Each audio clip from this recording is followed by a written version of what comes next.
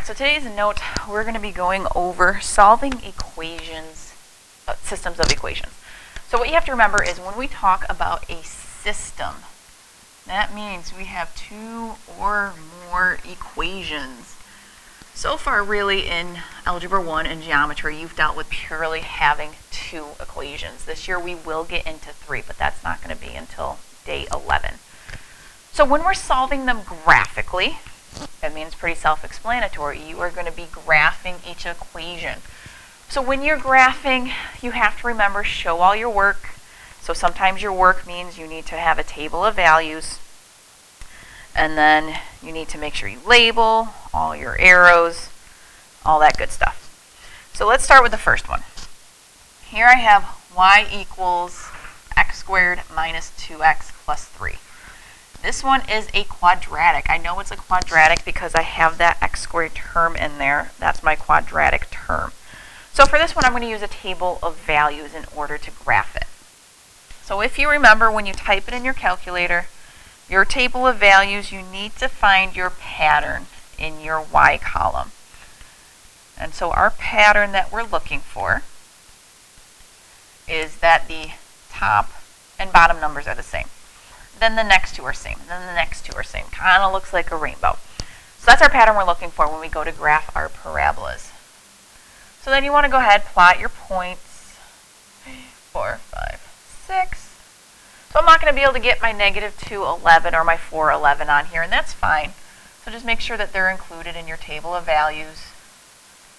We put our arrows on our quadratic here, label it.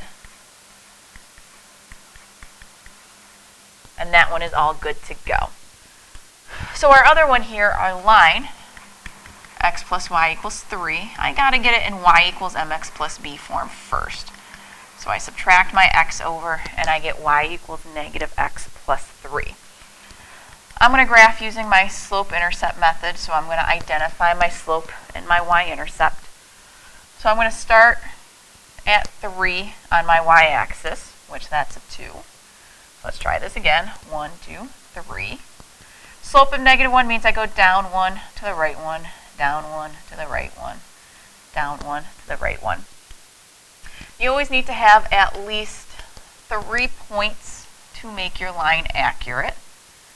And then you're going to use a nice ruler or a straight edge of some kind to connect your points.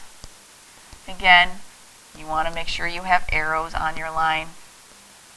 And then we label it x plus y equals 3.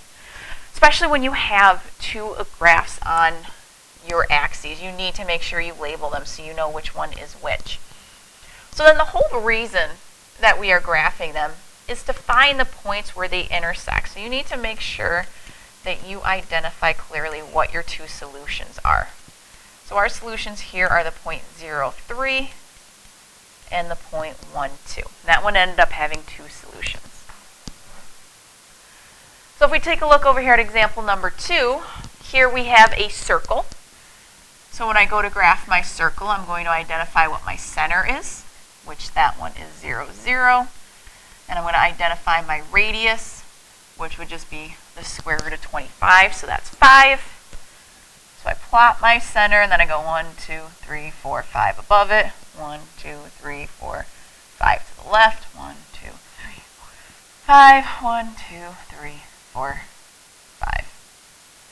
And then I connect them in a, whoops, we can make that a little bit better. We're going to connect them and make our circle.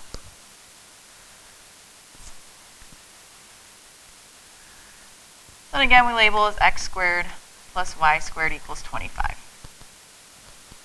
So then again, I have a line. This time it's already in mx plus b form, so I'm going to identify my slope and my y-intercept. So I'm going to start right down there where y is a -5, and then I'm going to go up 3 to the right 1, up 3 to the right 1, up 3 to the right 1.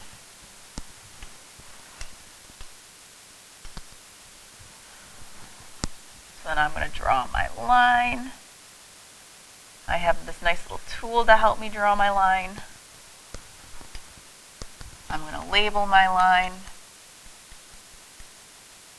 So now we can clearly see here's one of our points of intersections. So our solutions, one of them is the point 0, -5. Now I did not actually draw my circle very well, so I'm going to try to fix this over here. If I were to draw my circle properly, it should actually go right through that point. So that point is our other solution. So it's 1, 2, 3, 1, 2, 3, 4. So the point 3, 4 is going to be your other point of intersection. So here we go. We have the directions written down here for you. We're going to solve them algebraically now. Now with algebraically, you have to use our method that we refer to as the substitution method.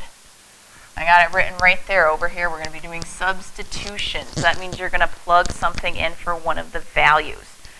So as always, I don't like to sit here and read through the different steps. What we're going to do is we're going to actually try some equations on the back. So what I want to do for this first one, I want to get my line so that it's in y equals form. So I'm going to add y over. So I get x equals y plus 1. And then I'm going to subtract my 1 over. So I get x minus 1 equals a y.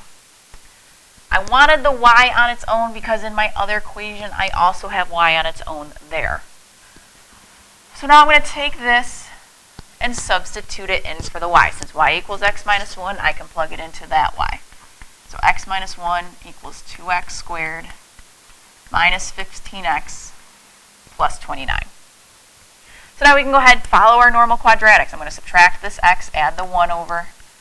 So I get 2x squared minus 16x plus 30. So now we need to factor. I can divide everything here by 2. We have a GCF of 2, so that's 2x squared minus 8x plus 15. So now I'm going to set up to factor where it's x minus and x minus. 5 times 3 is 15, but then 5 plus 3 gives me my 8 in the middle. So when I set these equal to 0, I get x equals 5 and x equals 3.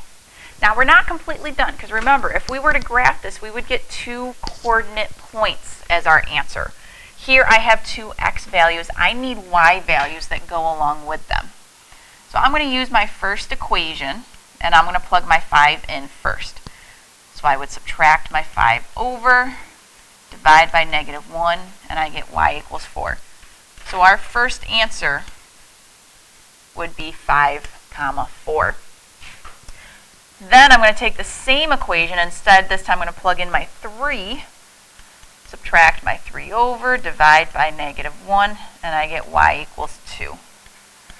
So 3, 2 is our other answer for that one. So we got 5, 4, and 3, 2.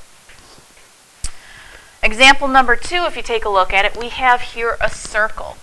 Now when it comes to circles and lines, you always want to take the line and substitute it into the circle. You never ever want to go the other way. It does not work out well for you. So I want to take x minus 3 and I'm going to plug it into the y of my circle equation. So that becomes x squared plus x minus 3 squared equals 29. And again, a lot of you are still messing this up.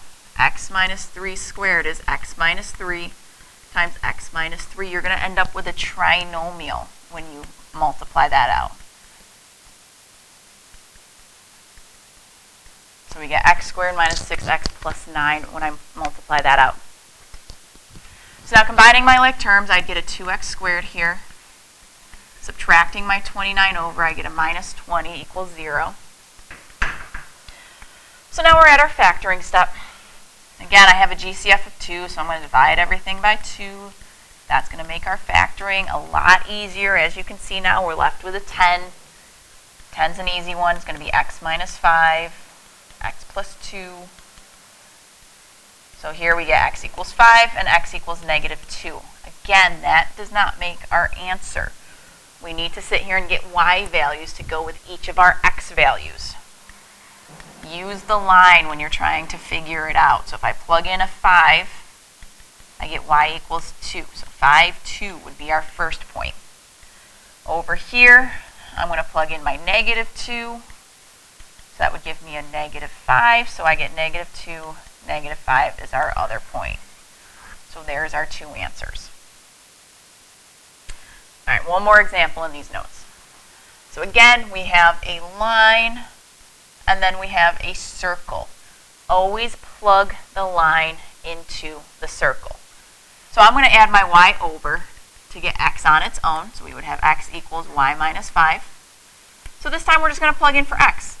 I'll plug it into that x right there. So I'd have y minus 5 minus 1 squared plus y minus 2 squared equals 26.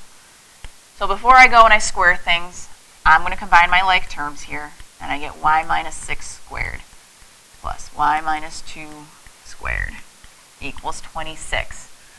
So now we need to multiply. So again, you need to remember this is y minus 6 times y minus 6. So we get y squared minus 12y plus 36. Here, it's y minus 2 times y minus 2. So this is y squared minus 4y plus 4 equals our 26. So combining my like terms, I get 2y squared minus 16y plus 40 equals a 26. So I'm going to bring my 26 over so that I can factor. I know I have to factor because I have a quadratic term. So that gives me a 14. Divide by my GCF. And now we can factor. This, again, pretty easy factoring. There's only one way to multiply to get a 7. And that is 7 times 1. But if you add 7 plus 1, you do get your 8 for the middle. So y equals 7 and y equals 1. So now we need to plug in to get our x values. We have our y value, we need our x value. So here I'm going to do x minus 7 equals negative 5. So I add my 7 over, x equals negative 2. So 7, negative 2 is one of my answers. So now I'm going to plug in my 1, add my 1 over, I get negative 4. So 1, negative 4 is our other answer. So there's our two answers. That's the big thing when you have a circle and a line. Circle and line. Always, always plug line into the circle.